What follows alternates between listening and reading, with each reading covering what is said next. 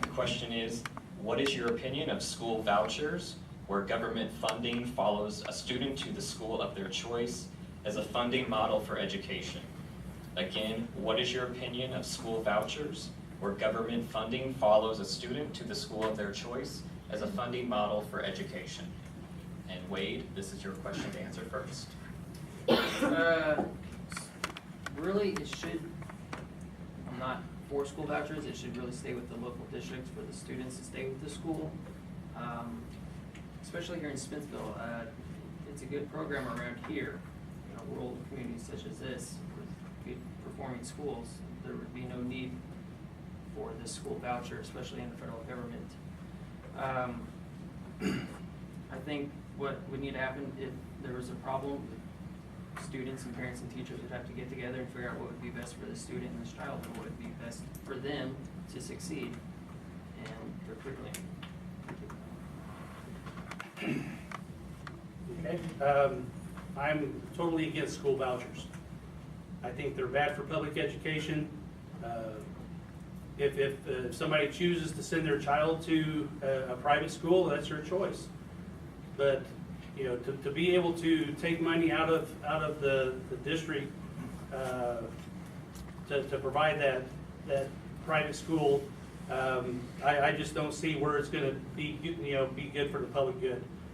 You know, public education is necessary. It's beneficial. It provides an equal opportunity to all children. Private schools don't necessarily do that. They don't have to educate every child that comes in their door. Public schools do. And I feel that if vouchers were available to take money out of the public schools, I think that it would be a detriment to our public school system as a whole, and I think it would hurt Smithville Public Schools as well, in particular because of the funding status that we do have right now, and being primarily a bedroom community with limited amount of tax revenue coming in from business sources. I think it would be harmful to the district, and it'd be harmful to kids. Well, bottom line is I also am against vouchers. If you look at our funding, 50% of our funding comes from local property taxes. 44% comes from state aid. 4% from the federal government, 2% from the county. So if you're going to do a voucher system, which means you're going to transfer money, what money are you transferring? Are you going to transfer the state money? You got to transfer the local money? If you're going to transfer local money, are you saying that I, the taxpayer in Smithville, should pay taxes to a family who wants to move their kid to Liberty, to pay for the Liberty school system? I'm not certain that would fly. And then you have the issue, if you're not, as Greg indicated, if you're not going to move your kid to a public school, to a private school, then you have issues in terms of the establishment clause. Then are we using taxpayer money for religious purposes? I will tell you that in our early family, we sent our kids to a broken school, and I paid for that. I'm okay with that. We paid for it. But I didn't think it would be right for me to use taxpayer money to send my kids to a good school. Seems like I had another point I was going to make, but I can't remember, so I'm against it. I'm against it.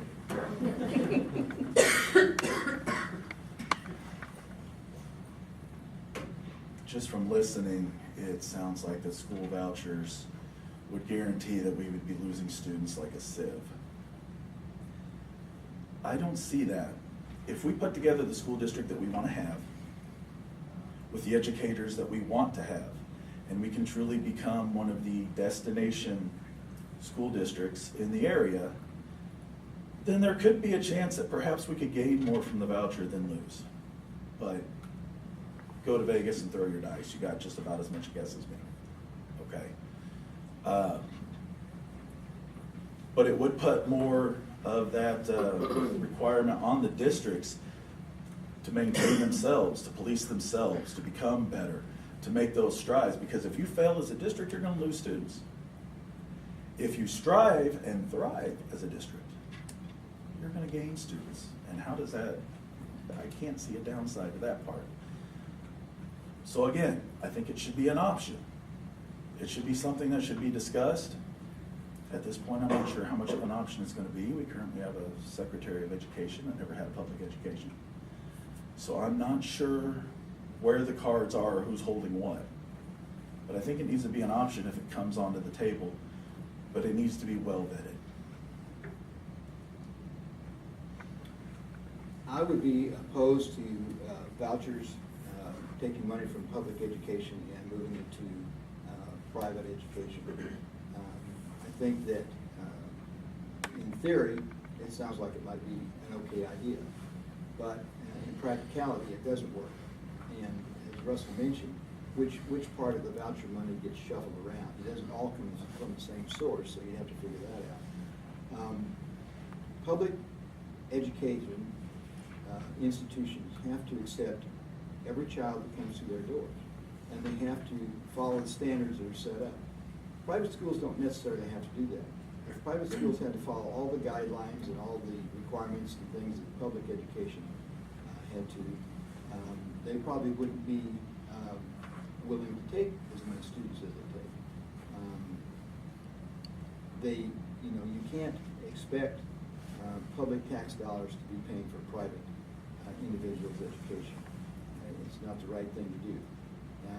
If I lived on a street and I lived at one end of the street and the city was going to charge me X amount of dollars to have the street repaved, and I said, well, I just want to pay for my little part here. I don't want to pay for those people down there. Well, that's not the way things work. It's a group operation. Everyone has to work together, and public schools are how everyone works together to educate the children.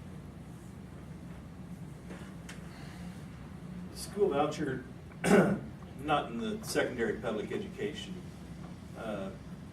To me, if you want to choose where you go to school, do it when you get to college. You have that choice of going wherever you're going to go. You pay out-of-state tuition if you want to go out of state, but that wouldn't be the case if it was in the secondary education system. What I would say is, to differ in a point of view, if you were a destination school and everybody wanted to come to your school district, how would you control if you were responsible for accepting every student that wanted to come into your school district? We just went through a 3 to 4 year period here where we had trouble getting tax dollars to provide for the students that we have in our current district. How are you going to do that with all of these other, if you're a destination district, you have no control over how many, so we would be coming back time after time after time. You see these boom towns, so-called, and they just blow up overnight. I mean, look at what as Vegas. Look at what it was back in the 20s and 30s compared to what it is now. You have no control over the numbers, basically, in that voucher system. Just because you have that money coming in doesn't mean that's a good thing. And looking at our time, I think we're going to move into closing statements. So